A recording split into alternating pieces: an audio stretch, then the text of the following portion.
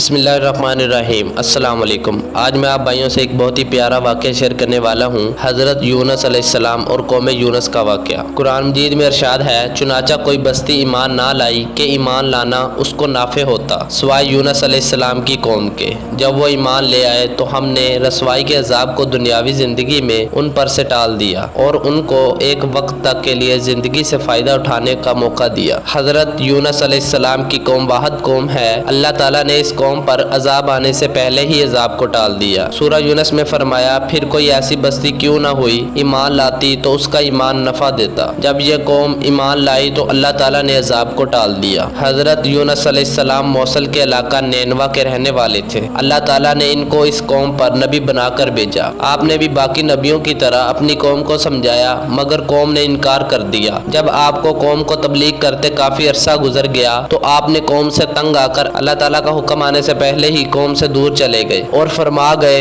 کہ 3 دن کے بعد تم پر عذاب آئے گا، اس وقت تک عیش کر لو۔ جب حضرت یونس علیہ السلام نے قوم کو عذاب آنے کا سنایا تو قوم کو فکر لاحق ہو گئی۔ قوم کو یقین تھا کہ عذاب ضرور آئے گا، لہٰذا قوم نے حضرت یونس علیہ السلام کو تلاش کیا، مگر حضرت یونس علیہ السلام نہ ملے تو ان کو ندامت ہوئی جو انہوں نے اپنے نبی کے ساتھ سلوک کیا تھا۔ قوم نے اللہ تعالیٰ کے آگے توبہ کی۔ سب لوگوں نے پھٹے پرانے کپڑے پہن لیے، جانوروں کو باہر کھلے میدان میں لا کر ان کے بچوں کو ان کی ماؤں سے علیحدہ کر دیا۔ اس طرح تمام مرد اور عورتیں بما اپنے بچوں کے باہر آ گئیں۔ میدان میں تمام عورتوں سے بچوں کو علیحدہ کر دیا گیا۔ پھر تمام مردوں اور عورتوں نے اللہ تعالیٰ کے آگے اپنے گناہوں کی معافی کے لیے رونا شروع کر دیا۔ اب مرد بھی رو رہے تھے اور عورتیں بھی رو رہی تھی۔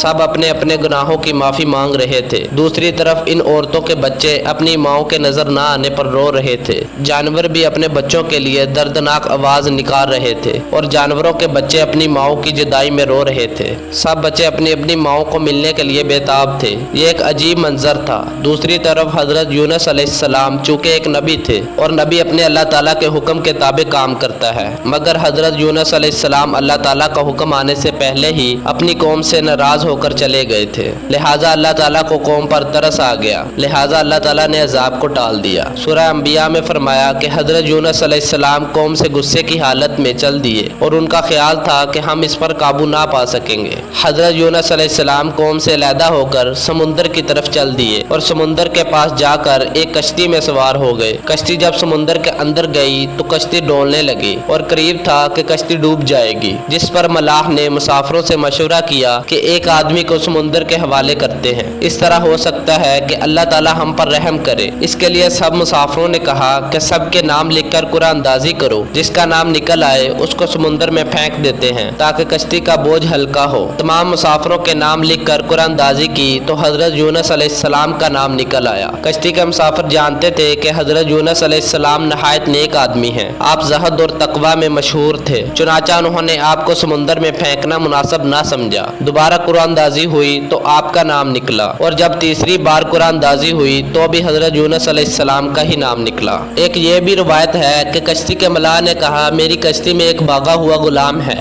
جب تک وہ اس غلام کو سمندر میں نہیں گرائیں گے اس وقت تک سمندر کا یہ طوفان دور نہیں ہوگا۔ جس پر حضرت یونس علیہ السلام کو یاد آ گیا کہ میں ہی بھاگا ہوا غلام ہوں جو اللہ تعالیٰ کا حکم آنے سے پہلے ہی وہاں سے آ گیا ہوں۔ چنانچہ آپ نے ملاح سے فرمایا، میں ہی بھاگا ہوا غلام ہوں، جس پر لوگوں نے آپ علیہ السلام کو سمندر میں گرا دیا۔ جو ہی ان لوگوں نے حضرت یونس علیہ السلام کو سمندر میں پھینکا، اسی وقت اللہ تعالیٰ نے مچھلی کو حکم دیا جس نے آپ کو سالم نگل لیا، اور اللہ تعالیٰ نے مچھلی کو حکم دیا کہ میرے یونس کو کوئی نقصان نہ ہو، نہ ہی اس کا گوشت کھایا جائے اور نہ ہی کسی ہڈی کو نقصان ہو۔ حضرت یونس علیہ السلام جب مچھلی کے پیٹ میں گئے تو آپ نے دیکھا کہ آپ بالکل ٹھیک ہیں، تو آپ نے اپنے جسم کو حرکت دی۔ جب آپ کو پورا یقین ہو گیا کہ آپ بالکل صحیح سالم ہیں تو آپ فوری سجدہ میں گر گئے اور دعا کی، یا میرے رب، میں نے اب اسی جگہ کو مسجد بنا لیا ہے اور اب جس جگہ میں عبادت کر رہا ہوں نہ پہلے کسی نے عبادت کی ہوگی اور نہ ہی آئندہ کوئی عبادت کرے گا۔ روایت میں ہے جب مچھلی آپ کو لے کر گہرے پانی میں جا رہی تھی تو آپ نے پانی کے اندر مچھلیوں کو اللہ تعالیٰ کی حمد کرتے سنا، اور جب آپ نیچے گئے تو سمندر کی کینکریاں بھی اللہ تعالیٰ کی حمد بیان کر رہی تھی۔ اس پر اللہ تعالیٰ نے آپ پر وحی نازل فرمائی، اے یونس، یہ جو تم آواز سن رہے ہو یہ آوازیں سمندر کے جانوروں کی ہیں جو میری حمد کر رہے ہیں۔ اللہ تعالیٰ نے حضرت یونس علیہ السلام کی طرف وحی کی کہ اے یونس، اگر تو یہ الفاظ کہے گا تو تم پر رحم کیا جائے گا، تیرے سوا کوئی معبود نہیں، تو پاک ہے، بے شک میں ہی گناہگار ہوں۔